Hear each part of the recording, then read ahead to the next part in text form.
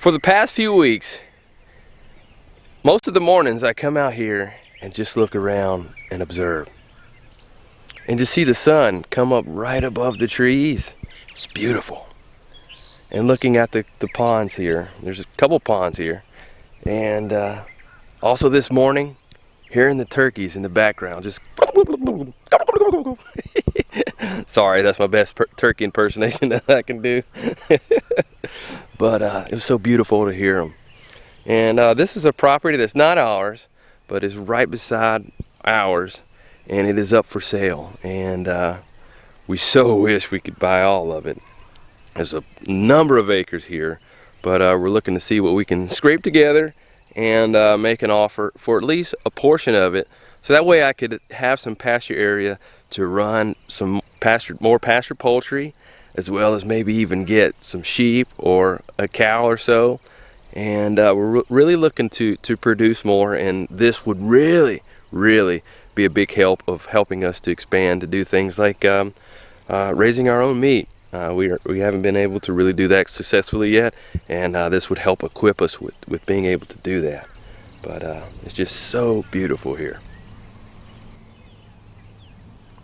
And a number of you have asked how you can contribute and how you may donate to what we're trying to do in acquiring this land. And for those of you who would like to do so, we thank you very much for your willingness and to do so and helping us out. And we're leaving a link in the show notes below on how you can donate. And also I do want to mention that we are planning, and it's in the works of putting together a membership area where we have been wanting to do this even before we had the idea of acquiring this land and we found out about it. But a membership area where we can help individuals, our viewers like you, in a greater, more impactful way to help you learn to grow, help you to live a healthier lifestyle. So we really want to give back even more. So that's something that is in the works right now. And we're also planning with that membership area to do some live group consults, helping people in various areas and with health, with farming and homesteading and wild edibles and all that stuff. We're looking to just really cover that more intensely in our membership area. So make sure you stay tuned for that, because we're going to be using those funds to help go towards what we're trying to do here. But at the same time, we really want to help you all out in the same way. And we also plan to, once we acquire this land, if we're able to do so, and I'm praying that we are, to plan to document it on YouTube and sharing that process and what we're doing. So make sure you stay tuned for that. But just look at the grass here. I love seeing all the different types of things that are growing. The onions, the clover, the wood sorrel. Just love seeing the diversity and not a monoculture of the same kind of grass. So that's good. There's even some Bermuda grass there too, but it's fine in the pasture area.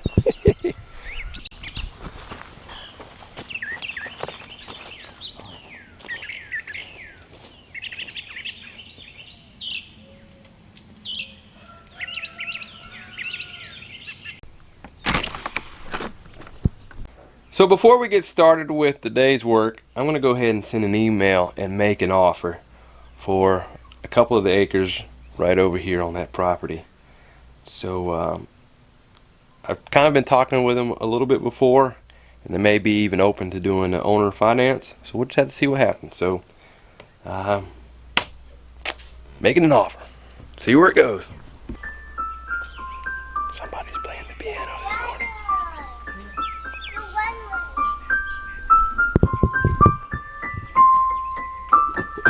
Good morning. Good morning. Doing your practice this morning? Is that a part of your lesson, or are you just freestyling there? Freestyling. All right, well, I'll leave you alone so you can freestyle. Sounds good though. Thank you.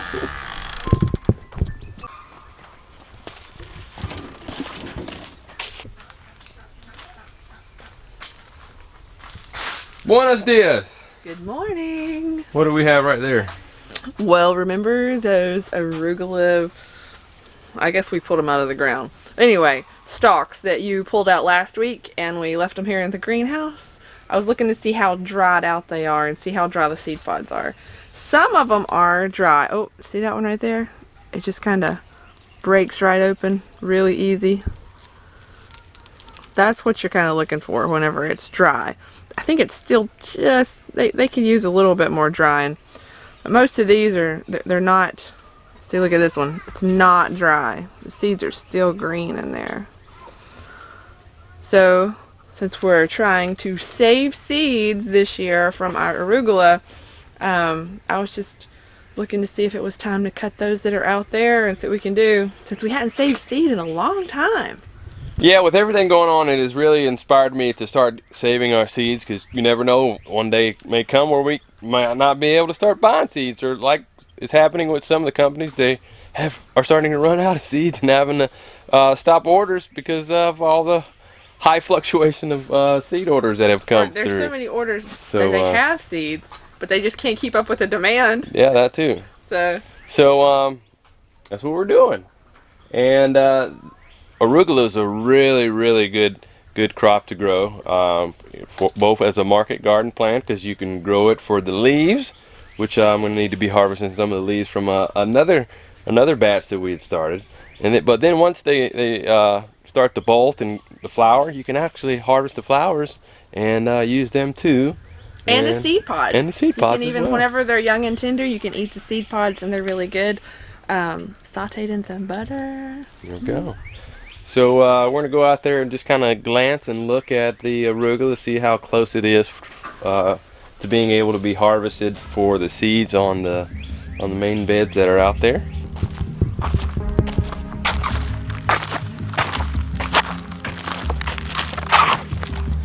Right here we have some arugula that I started not too long ago, so these leaves need to be harvested, and I actually am putting together today, plan to put together an order for salad mix, so this arugula, some of it will go right into our salad mix. But right down here are some beds that we're letting go to seed here. Actually, there's one bed here of arugula. We harvested the leaves, and then we've been harvesting the flowers, and now they're gradually starting to dry out. Not quite yet, but they're starting the process. You can see they're not fully green. They're starting that in-between color, so hopefully they start turning brown soon. And I can even see some down there that are turning a little lighter, more towards the brown color. So hopefully we'll be able to harvest this soon. So, but right here is some lettuce that I don't plan to save the seeds for. This is a red leaf lettuce that I really didn't like the flavor on them. We typically get a couple harvests off our lettuce, but for this one, even at the first initial harvest, it just had just a bah flavor that I did not like. So we've just kind of been neglecting this bed, but now that it's shooting up the stalk here and starting to go to seed, I don't want to save these seeds, nor do I want these seeds spreading around this bed, so we're going to be ripping these out right now.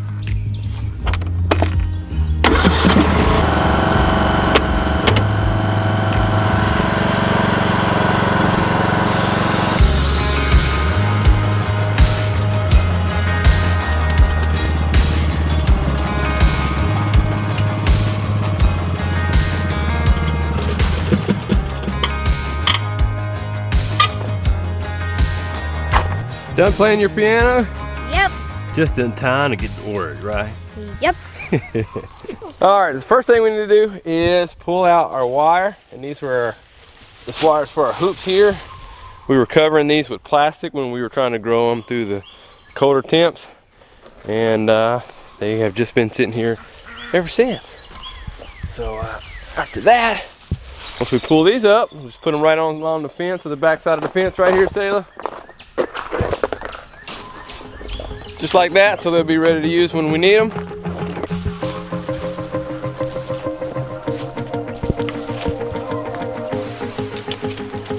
Since we are extremely limited on pasture area currently, but hopefully that will change, as I mentioned earlier, what we do is we take our old crops and we take them and give them to our chickens and ducks, so that way they have just nice vegetation. We give them food scraps and things like that, so we really try to make sure that they get a good variety in their diet. And this lettuce right here, since it's not good for us, they're gonna love it. Have a little bit of trouble there, Sailor.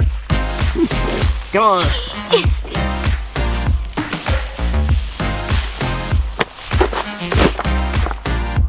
All right, Sailor, let's see you pull out one of these lettuce. Can you do it? Wow, that was a piece of cake, wasn't it? Yeah. Alrighty. So we reach in here, we just try to get from the root, pull it out with the root. The root's pretty shallow, so we can get it out most of the time. I'm just gonna do it like a machine, robot. Pump it out. Just like a robot.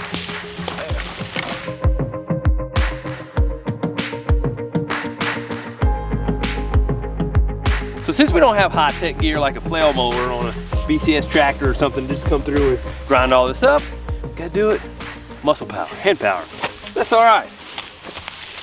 I'm sure a lot of you watching don't have all the high-tech gear either. So if you're one of those type of homesteaders like me, let me know in the comment section below. 'Cause that's all right.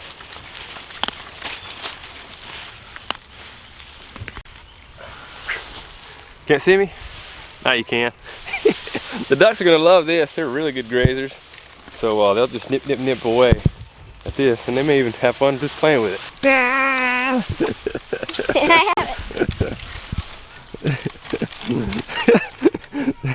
I kid that if you put your hair up, you're like a troll, but now you really do look like a troll.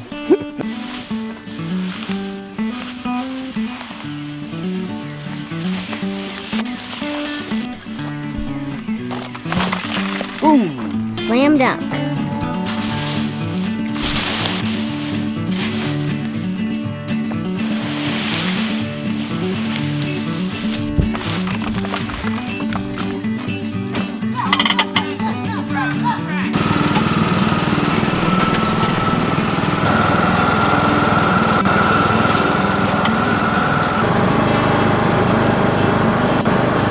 They know what it's time for. Here they come.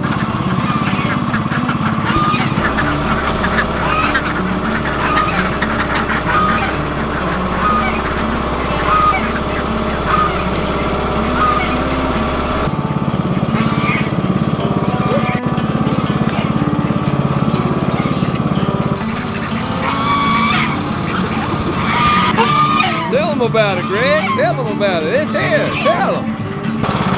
Greg's our guard goose. He always reminds me of Jurassic Park when I hear him.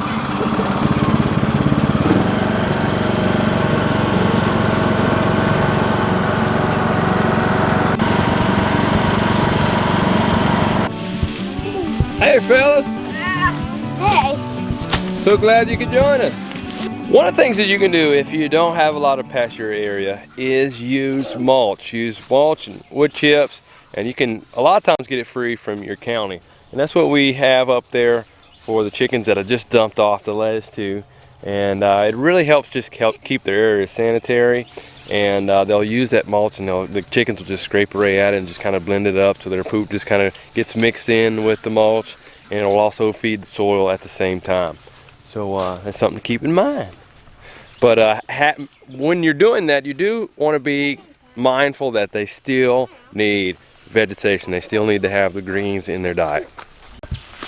Not for anybody.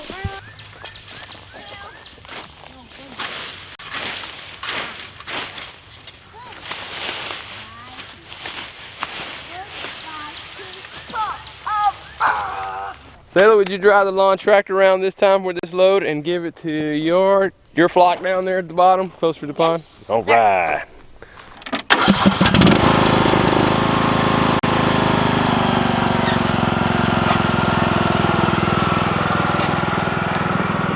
What you got there?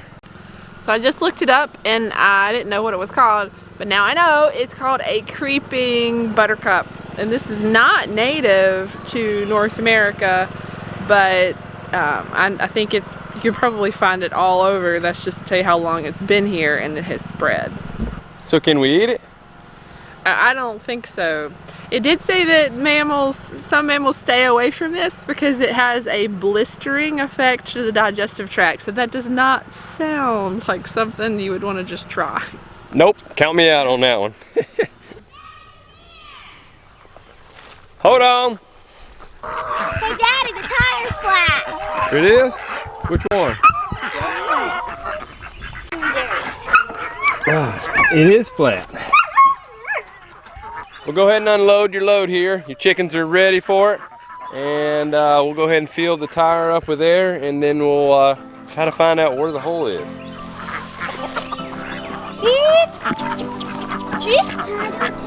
Go ahead. I'm not gonna be. I think these ducks are absolutely beautiful. These are our Welsh Harlequin ducks that we got from Murray McMurray Hatchery, and I just love the look of them, especially the females. We also have some black Indian runner ducks in here, as well as Gold Star, and we got all of these for egg production. They're really supposed to be really good layers. The Gold Star is supposed to be one of the best ones. We also have black Australorps and red star from Murray McMurray.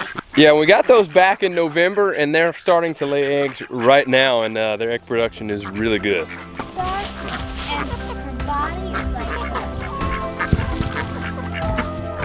All right, Selah, well, since it has the flat here, I'm gonna go ahead and drive it up very carefully up to the shop. So if you could go ahead and ask Mommy to get their air compressor ready, and we'll get some air in this baby. Yes, sir. Hey, Mama, can you get the air compressor ready to fill up the tire with air? So we can figure out where the hole is in it? Yep. Okay, let's go do that. I'll show you how to do it. Be like that. I'll beat you there. You were riding something. You come over here. Right here's the on-off switch. Turn it on. And then there's a valve over here. Come here and look. Right here. And you make it go straight in the line. With the line. Got it? Got it. Think you can do it now? Mm-hmm. Now we got this out here. You take the lid off. And then you push this right into there.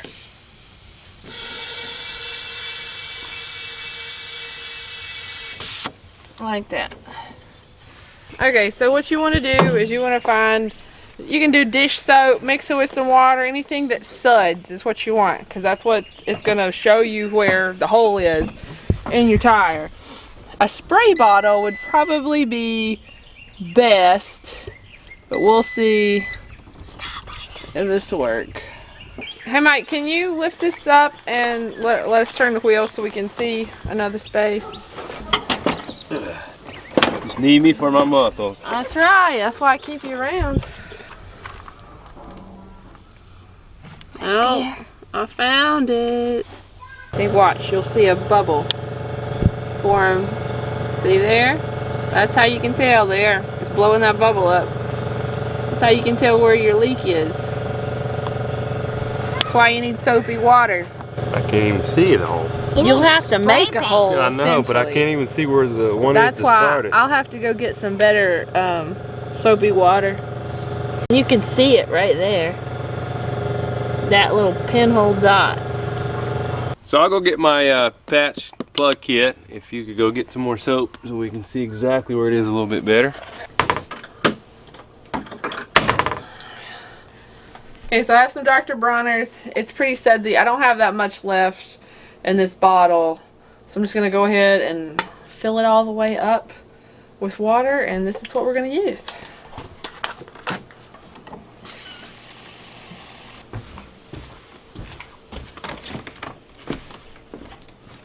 I really like using biodegradable soap. Nowadays you can find it pretty much anywhere. Dr. Bronner's is probably one of the first biodegradable soaps that you could find.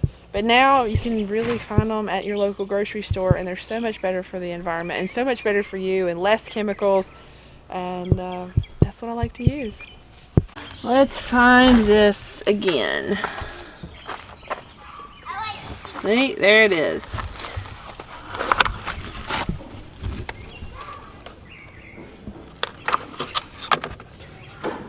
A tiny dot right there next to the tread. Wow. Right there. Alright, so I'm going to use this tool to kind of clean the hole a little bit. If you could hold that while I set my other one up.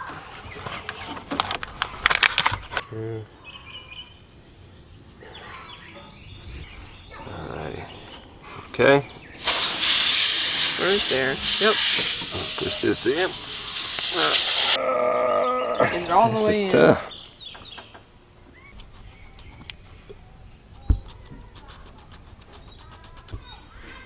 So it's in there, but still see some air bubbles.